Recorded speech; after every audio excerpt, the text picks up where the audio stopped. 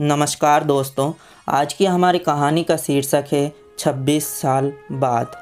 बात बहुत ही पुरानी है, जब दिल्ली नगर में भागीरथ नाम का एक युवा सौदागर रहता था। वहाँ पर उसकी अपनी 2 दुकान और एक रहने का मकान था। वह सुंदर था और जवान भी।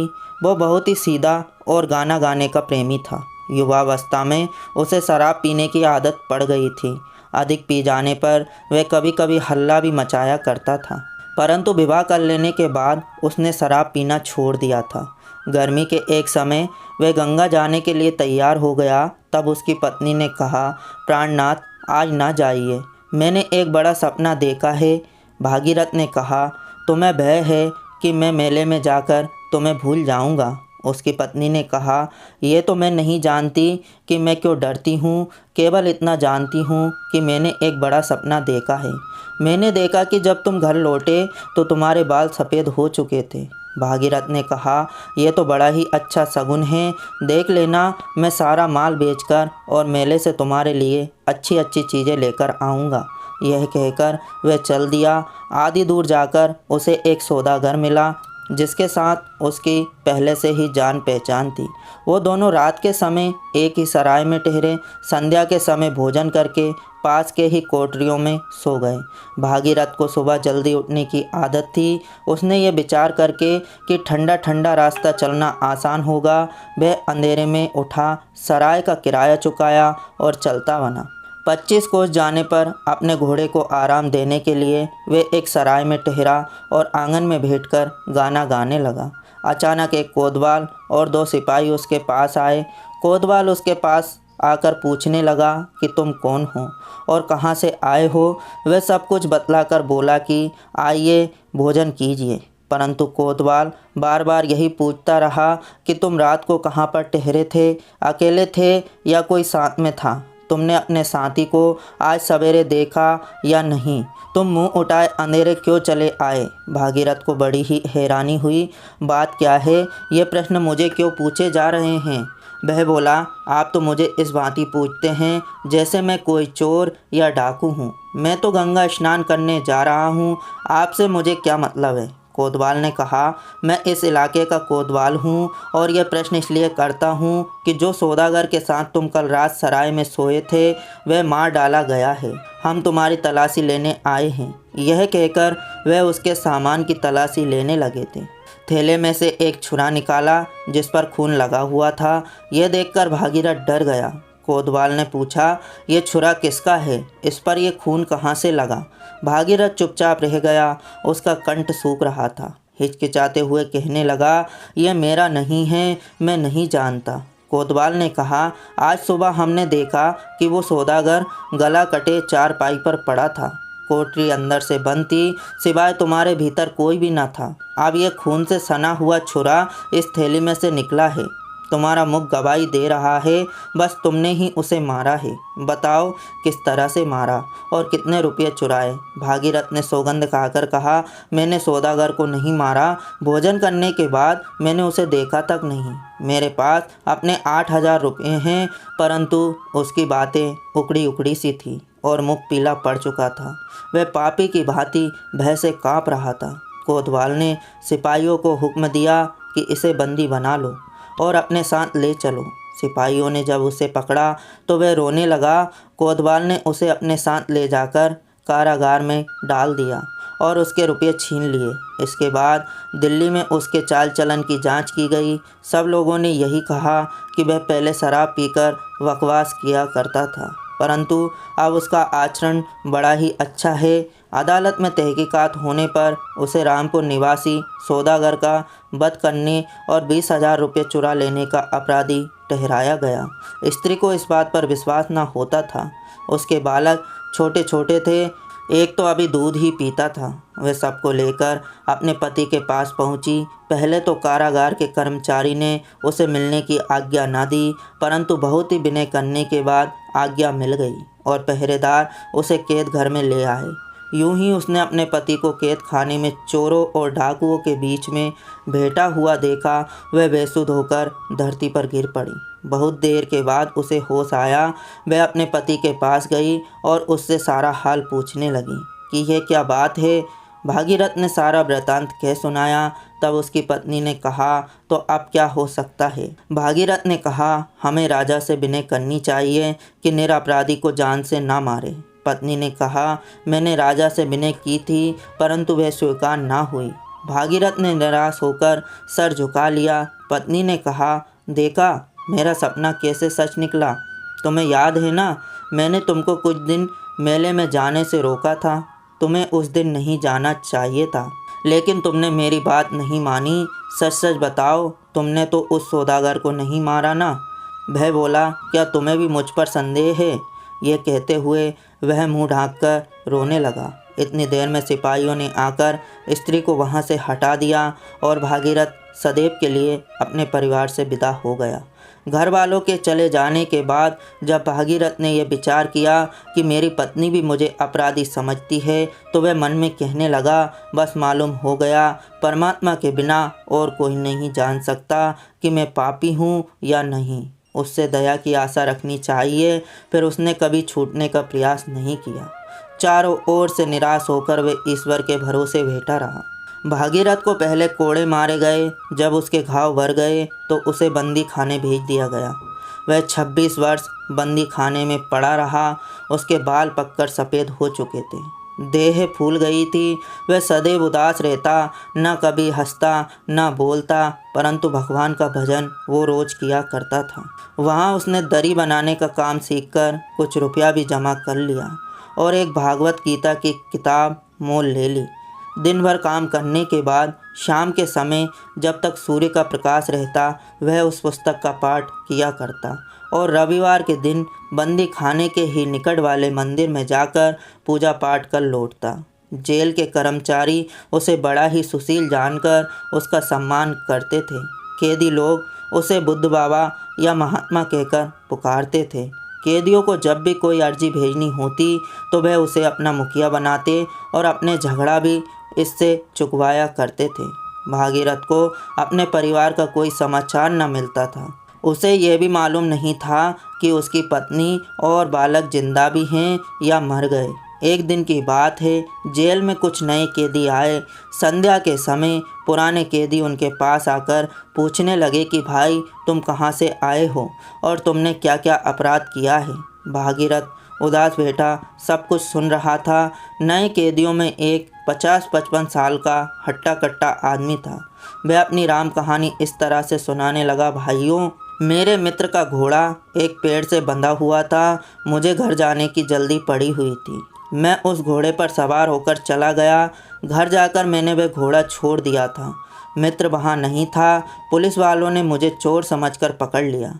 यद्यपि ये कोई नहीं बतला सका कि मैंने किसका घोड़ा चुराया और कहाँ से चुराया, फिर भी चोरी के अपराध में मुझे यहाँ पर भेज दिया गया। इससे पहले एक बार मैंने ऐसा किया था कि उस समय मैं बंदी गृह भेजे जाने के लायक था, परंतु मुझे उस समय कोई पकड़ ना सका। अब बिना अपराध के ही यहाँ पर भेज दिया गया हूँ। एक कैदी ने पूछा, तुम कहाँ से आए हो? वो नया कैदी बोला, दिल्ली से।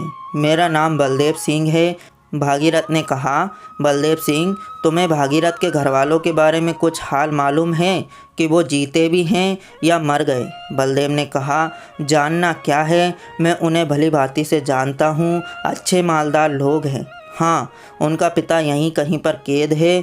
मेरे ही जैसा अपराध उन पर भी था। बूढ़े बाबा, तुम यहाँ पर कैसे आए? भागीरथ ने अपनी विपत्ति की कथा उससे नहीं कही, केवल हाय कर बोला, मैं अपने पापों के कारण 26 वर्ष से यहाँ पर सड़ रहा हूँ। क्या पाप है आपका? जरा मैं भी तो जानूँ भाई। जाने दो, पापों का फल अवश्य ही भोगना पड़ता है। वह और कुछ ना कहना चाहता था, परंतु दूसरे कैदियों ने बलदेव को सारा हाल कह सुनाया कि वह सौदागर का वध करने के अपराध में यहाँ पर कैद है।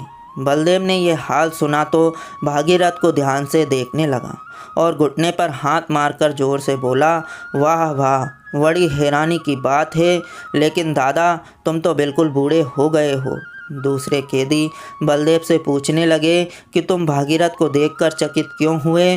तुमने क्या पहले उसे कहीं पर देखा है? परंतु बलदेव ने उत्तर नहीं दिया। भागीरथ के चित्त में यह शक उत्पन्न हो गया कि शायद बलदेव रामपुरी सौदागर के असली मारने वाले को जानता है। वह बोला, बलदेव सिंह, क्या तुमने ये बात सुनी है और मुझे भी पहले कहीं देखा है? बलदेव ने कहा, ये बातें तो सारे संसार में फैली हुई है, मैं किस तरह से ना सुनता। बहुत दिन बीत चुके हैं, इसलिए मुझे अब कुछ याद नहीं आ रहा। भागीरथ ने कहा, मुझे मालूम है कि उस सौदागर को किसने मारा था। बलदेव सिंह ने हंसकर कहा, जिसके थैले में छुरा निकला वही उसको मारने वाला है। यदि किसी ने थैली में छुरा छिपा भी दिया हो तो जब तक कोई पकड़ा नहीं जाता उसे चोर कौन कह सकता है। थैला तुम्हारे सिराने पर ही धरा था, यदि कोई दूसरा पास आकर छुरा थैली में छिपाता तो तुम अवश्य ही जाग उठते। ये बातें सुनकर भागीरथ को निश्चय हो गया कि सौदागर को इसी ने मारा है। वह उठकर वहाँ से चल दिया, पर सारी रात वह जागता रहा। दुख से उसका चित्त व्याकुल हो रहा था। उसे अनेक प्रकार की बातें याद आने लगीं। पहले अपनी पत्नी की, उस समय उसकी सूरत दिखाई दी जब वह मेले में जाने से मना करती थी। ऐसा जान पड़ता था मानो वह सामने खड़ी हो। उसकी बोली और उसकी हंसी तक उसे सुनाई देने लगी। फिर उसे अपने बालक दिखाई पड़े। फिर युवावस्था की याद आई। वह कितना प्रसन्न चित्त था, कैसे आनंद से बैठकर गाना गाया करता था। फिर वही सराय दिखाई दी जहाँ पर वह पकड़ा गया। तब वह जगह सामने आई जहाँ उसे कोड़े लगे थे। फिर वही बंदी खाना, फिर बुढ़ापा और 26 वर्ष का दुख। ये सब बातें उसकी आंखों के सामने तैरने लगी थी। वह इतना दुखी हुआ कि जी में आया कि अभी प्राण दे दूं। हाय, इस बलदेव चांडाल ने ये मेरे साथ क्या किया। मैं तो अपना सर्वनाश करके भी इससे बदला अवश्य लूँगा। पूरी रात भजन करने पर भी उसे शांति नहीं मिली। दिन के समय उसने बलदेव को देखा तक नहीं। 15 दिन बीत गए। भागीरथ की यही दशा थी कि उसे ना तो रात को नींद आई और ना ही दिन में चैन। वह क्रोध की अग्नि में जल रहा था। एक रात वह जेल खाने में टहल रहा था कि उसने देखा कैदियों के सोने के चबूतरे के नीचे से मिट्टी गिर रही थी। वह वहीं पर रुक गया कि देखूं मिट्टी कहाँ से आ रही है। अचानक बलदेव चबूतरे के नीचे से निकला और वह से काँपने लगा। भागीरथ आंखें मूंदकर आगे बढ़ जाना चाहता था कि बलदेव ने उसका हाथ पकड़ लिया और बोला, देखो, मैंने जूते में मिट्टी भर के बाहर फेंककर ये सुरंग लगाई है। तुम बिल्कुल चुप रहना, मैं तुमको भी यहाँ से भगा दूँगा। यदि शोर करोगे तो जेल के अफसर मुझे जान से मार डालेंगे, परंतु याद रखो कि मैं मारकर ही मरूंगा, यूँ नहीं मरता। भागीरथ अपने शत्रु को देखकर क्रोध से कांप उठा और हाथ छुड़ाकर बोला, मुझे भागने की कोई इच्छा नहीं है और मुझे मरे हुए तो 26 वर्ष हो चुके हैं। रही ये हाल बताने की बात, जैसी परमात्मा की इच्छा होगी वैसा होगा। अगले दिन जब कैदी बाहर काम करने के लिए गए तो पहरेदारों ने सुरंग की मिट्टी देख ली और खोज लगाने पर सुरंग का पता भी चल गया। जेल के हकीम ने सब कैदियों से पूछताछ की। किसी ने न बतलाया, क्योंकि वे जानते थे कि यदि बतला दिया तो बलदेव मारा जाएगा। जेल के कर्मचारी भागीरथ को सत्यवादी जानते थे। उससे पूछने लगे, बूढ़े बाबा, तुम सच्चे आदमी हो, सच बताओ कि ये सुरंग किसने लगाई। बलदेव पास में ही खड़ा था। भागीरथ के होंठ और हाथ काँप रहे थे। वह चुपचाप विचार करने लगा कि जिसने मेरा सारा जीवन नाश कर दिया उसे क्यों बचाऊं। दुख के बदले दुख उसे अवश्य ही भोगना होगा। अगले ही पल उसने विचार किया कि शायद ये सब मेरा ब्रह्मास्त्र हो। सौदागर को किसी और ने ही मारा हो। यदि इसने ही मारा हो तो इसे मरवा देने से मुझे अब क्या लाभ होगा। हकीम ने पूछा, बाबा तुम चुप क्यों हो, बोलते क्यों नहीं। भागीरथ ने कहा, मैं कुछ नहीं बतला सकता, आप जो चाहें सो करें। हकीम के बार बार पूछने पर भी भागीरथ ने उसे कुछ नहीं बतलाया। बात टल गई। इस रात भागीरथ जब अपनी कोठरी में बैठा हुआ था, बलदेव चुपके से भीतर आ गया।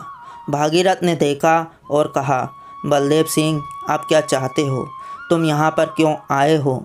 बलदेव चुप रहा। भागीरथ ने फिर से कहा, तुम क्या चाहते हो, यहाँ से चले जाओ, नहीं तो मैं पहरेदारों को बुला लूँगा। बलदेव ने उसके पांव पकड़ लिए और बोला, भागीरथ मुझे क्षमा कर दो। बलदेव ने कहा, मैंने ही उस सौदागर को मारा और छुरा तुम्हारे थैली में छिपा दिया था। मैं तुम्हें भी मारना चाहता था, परंतु बाहर से आहट हो गई। मैं छुरा थैली में रखकर भाग निकला। भागीरथ चुप हो गया, कुछ नहीं बोला। तब बलदेव ने कहा, भाई भागीरथ, भगवान के वास्ते मुझ पर दया करो, मुझे क्षमा करो। मैं कल अपना अपराध स्वीकार कर लूँगा। तुम छूटकर अपने घर चले जाओगे। भागीरथ ने कहा, बातें बनाना आसान है। 26 वर्ष के इस दुख को देखो। अब मैं कहाँ जा सकता हूँ? मेरी पत्नी मर चुकी है, लड़के मुझे भूल चुके हैं। अब मेरा कहीं पर कोई ठिकाना नहीं है।